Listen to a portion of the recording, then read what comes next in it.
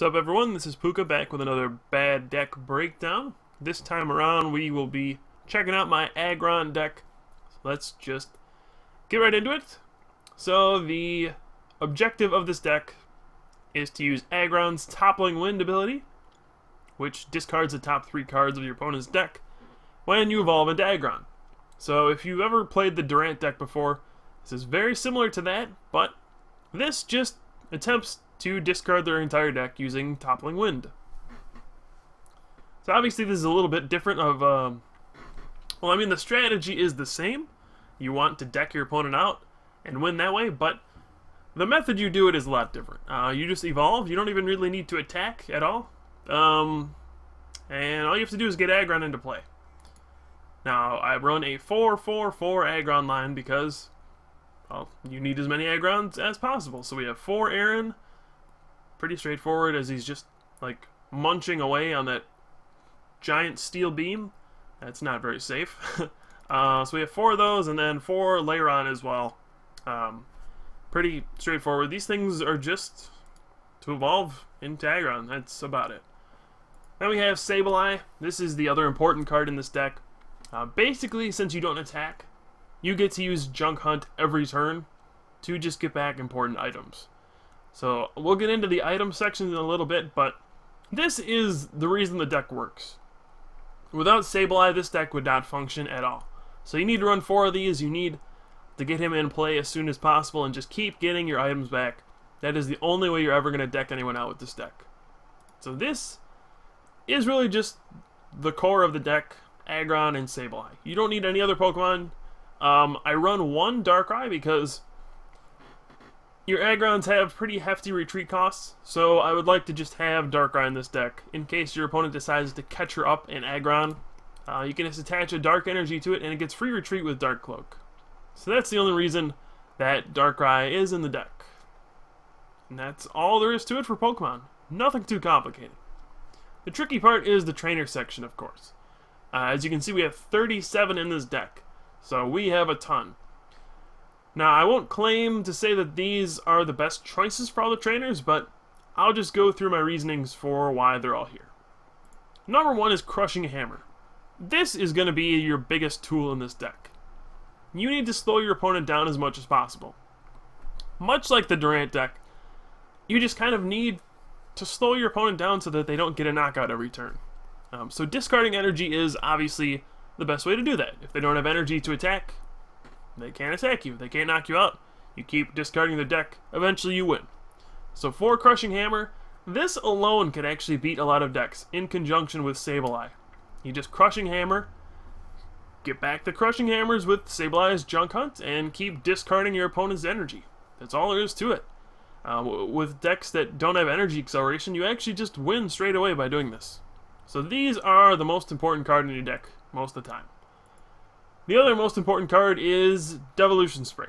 Now this will allow you to take back your Aggron, you put it back into your hand, and then next turn you can evolve it again. So every turn you just keep using Toppling Wind, you evolve the Aggron, and then you Devolution Spray, take back the Aggron. So the next turn you can do it again.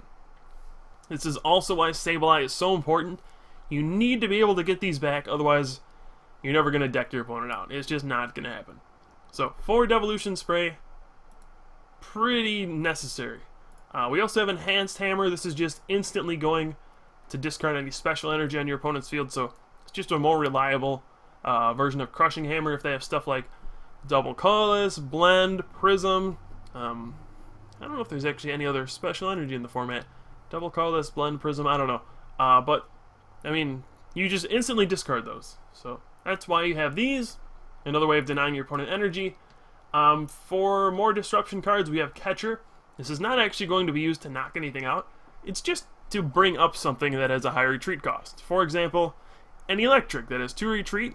You just keep using Catcher to bring it up, and eventually they'll miss an attack because they cannot switch it out or retreat it. So, normally your opponent knows what's up, and they don't bench too many extra things, so that's why there's only 2 Catcher here. You can consider adding more in this deck, but I think 2 is just going to work fine, because once you play one, you can always just Junk Hunt to get another one back. That's pretty much it for disruption cards. We have 3 Heavy Ball here just because those get Aggron and Lairon. It's just easy to search for them.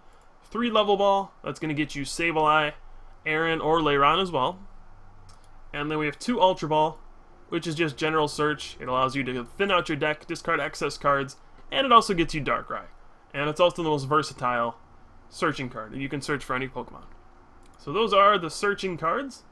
We also have a couple Super Scoop Ups. Now these are kind of questionable. The only reason I keep them in this deck is because there's some situations where your Aggrons get heavily damaged, and then you can't Devolution Spray. If they take 80 damage, you actually cannot, or it's 90 I think, whatever Lairon's hit points are, you can't de-evolve if you have that much damage on you. So sometimes you just need Super Scoop Up to pick up the whole Pokemon and start from scratch. So that's why they're there. It can also work as like a switch. If they catcher you up and you don't have access to Darkrai or an energy, you can use this to pick up your Pokemon, take it out of the active spot. So there's plenty of uses for Super Scoop Up. It might not be necessary though. Other than that, we got a Tool Scrapper. Originally I didn't play this, but Garbodor, turns out, is a pain in the butt. It shuts off your entire strategy. So yeah, you kind of need Tool Scrapper. You only need 1 actually, because you can just play the 1 and then discard their tool, and then you can go back and junk hunt for Tool Scrapper again. So that's why there's only 1 in here. And you're actually not that bad against Garbodor anyway. You can always just catcher the thing up repeatedly. It's got a 3 retreat cost. So you can give them a headache by doing that too. Otherwise, we have 2 Super Rods. These are just to recover your Sableyes, recover your Aggrons that get knocked out, or Aarons and Lairons. You need these to just kind of cycle your deck again, just to get back your Pokemon. Because this is all about your Pokemon. Sometimes things are prized, so you need to Super Rod them back in when they get knocked out. Because you don't draw prizes, you can't get them. So that's why Super Rod is there. Then we just have a couple random receivers, because you can junk hunt for those too. And then pretty simple supporters. You have 4 Juniper. This is the most powerful draw supporter in the format. Pretty much every deck runs this. Discard your hand, draw 7. 4 N. This can be used to disrupt your opponent since you're never taking prizes, it's always getting you 6 cards. So it makes that a very powerful draw card in this deck. And then a couple Charon just because, to draw more cards.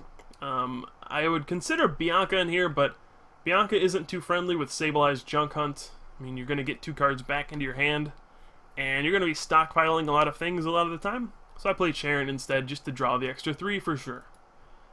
But that's pretty much everything for trainers. You can consider stuff like Switch, or maybe like Max Potion to heal off an Aggron that's hurt. I just kind of ran Super Scoop Up as a makeshift combination of the 2.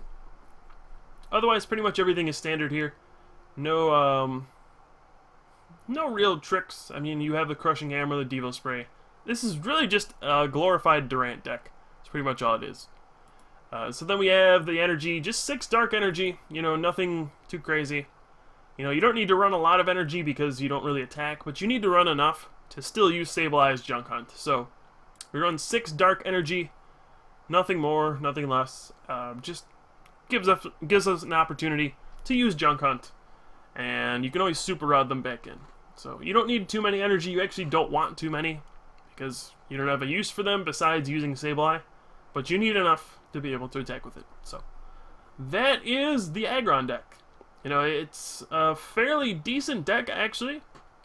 I would say it has a positive matchup against electric decks just because you can keep catching that thing out and then junk hunt for it and then discard a bunch of their stuff. It has trouble with Darkrai decks, I believe. The only way you'll beat those is Crushing Hammer. You'll have to get kind of lucky to beat those. But it's a fun deck. It can be fun to just see your opponent squirm as you discard all of their cards, and then you can always just junk hunt for stuff back. I would encourage you as always to try these decks out. They're a lot of fun, and it makes you learn a new playstyle. This deck is much different than any other deck in the format because you're not really attacking to take prizes, you're just kind of attacking to deck your opponent out, and you have to use a lot of strategy to